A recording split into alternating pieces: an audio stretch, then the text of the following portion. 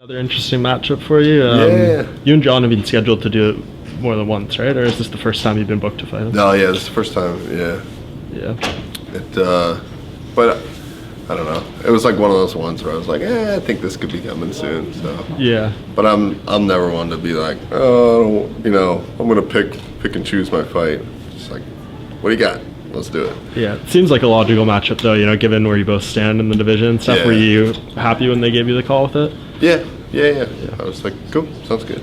I always want to move up, so Yeah. I like the challenge. Some guys are like, oh man, they're always giving you tough matchups. It's like, that's what it's about. I gotta test myself. That's what you're here for, right? Yeah, exactly. I don't want to just cruise. It's good. I know he's gonna come out looking to get back in it. Mm-hmm. So he's gonna have that extra little pop in him. But I don't know. I think I match up really well. As far as your last time out, Corey Anderson in Atlantic City, I mean, obviously you didn't get to the end result you wanted, but what did you take away from that? Just that I could work through adversity. It was a tough one for me. I got hurt early and it sucked. But I was able to tough it out and I'm proud of that. But you also don't want to be known as the toughest guy, or the guy with the best chin, So I want to be known for other good things. I'm still. I think what keeps me in it is I'm still looking for that perfect performance. It's elusive, and I think it's just that. Thinking about that and just because you do everybody does a lot of visualization how the fight's going to end or whatever, and I just want those dots to connect, and just it made me feel really good. Can there ever be a perfect performance though? I mean, you're always going to kind of. Yeah, I know. It's like chasing the dragon, right? But I mean, I'll be close with like 90%. I'll feel good about that. So this seems like obviously takedowns are going to be key for you. It's Russell versus a guy who was, before those last couple of fights, knocking guys out. Is that kind of how you see it? Right. Yeah, and I just, and I know he's going to bring it early. That's kind of been his pattern. So it's just a matter of just getting my head on straight out of the gate, and then pushing that pace the whole way through. In terms of this division right now, a lot of light heavyweights on this card. But it seems like the division's kind of about to get a reset. Daniel Cormier is going to have the belt taken away as soon as Jones and Gustafson fight. Yeah. I guess just first, what do you make of Cormier getting the belt taken away once that fight happens? I don't know. I mean, he's definitely a guy that's earned. He's earned everything. So it's kind of. I don't necessarily agree with it, but at the same time, if you want to go fight heavyweight, go fight heavyweight. Mm-hmm. So I don't know. It's impressive. It's impressive to hold two belts, and you know what I mean. Hats off to him. Yeah. But yeah, like I want somebody that's active, a lot in our division. So it just gives me a chance to go take that thing. Is Jones and Gustafson any closer to being that though? I mean, Gus has been out for a while. Jones is well documented. Yeah, it's weird. It's definitely weird, but whatever.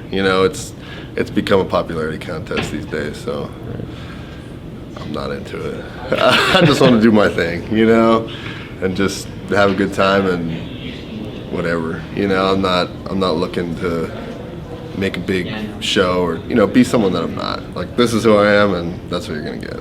Right. You called Cormier to win back when we were in Atlantic City. How do you think he's gonna do against Lewis?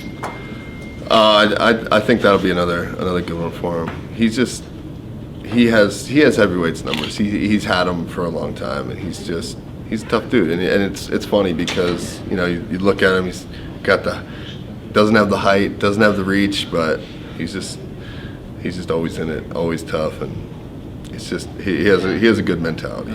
One more for me. This is your first fight up in Canada. Have you been up here before? And how are you liking Moncton so far? Probably better. But yeah, I mean, back in the day when I first started wrestling internationally, I did a lot of tournaments up in. I think we did the Canada Cup, and we did one up in Vancouver.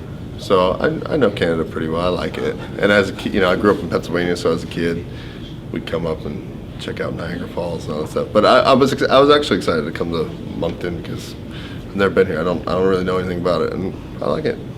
It was snowing this morning, so I was kind of like, But it's different, you know. Anything different's good. We spoke with Jean not long ago, and he was kind of talking about Cormier and all this stuff. Like, he thinks he's destined to be a heavyweight at one point, and then he would move up. Seeing the success of someone like Cormier, Ryan Bader, what he's done over in Bellator in that tournament, like, is there any part of you that thinks, like, yes, these guys are a lot bigger than me, but like the speed, the technique and stuff, like, I could beat some of these guys? Have you ever considered that? I have, but I think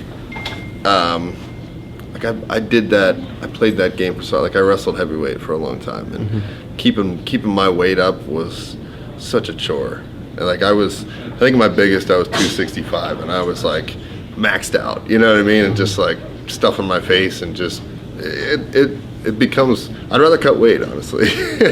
So it just depends. If my metabolism slowed down a little bit, and I could put some weight on that way, it'd be cool. But my body feels so much better, the weight off my joints, I'm getting a little older, so it's kind of like, what's the point?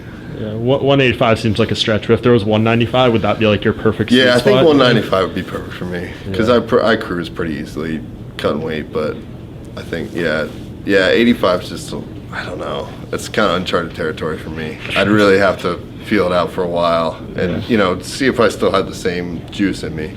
But yeah, I think 95 wouldn't be a stretch at all. It's kind of funny. Some of your other fights, you traveled between camps. Were you consistent in this one?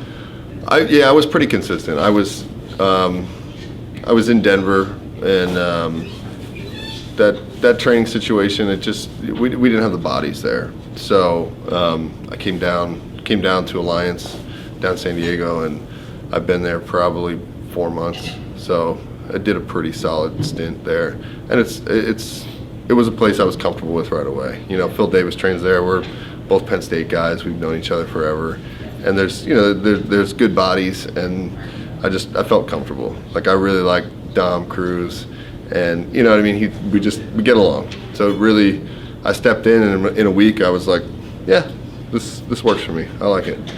So I think that's a hard thing. Sometimes when you go to a new gym, and it takes a while to adjust, and it screws things up, definitely. So it was good.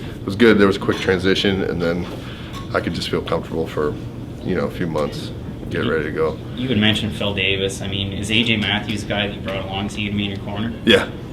He's always my guy. Yeah. Especially because he grew a mustache. Can't discount that.